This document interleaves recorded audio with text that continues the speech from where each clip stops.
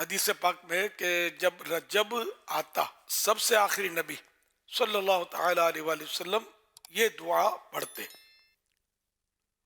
اللہم بارک لنا فی رجب و شعبان وبلغنا رمضان۔ تمام عاشقان رسول عیسائی بھائی اور عیسائی بہنوں سے التجا ہے کہ یہ دعا یاد بھی کر لیں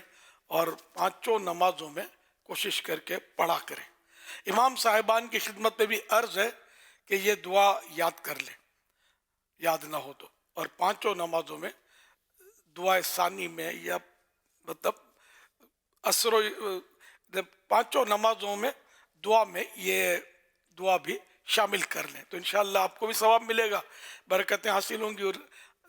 آپ کے مقتدی بھی ہو سکتا ہے سن کے یاد کر لیں،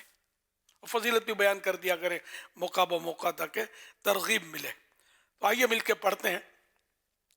اللہم بارک لنا فی رجب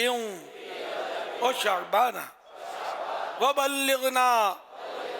رمضان، صلو علی الحبیب صلی اللہ علی محمد۔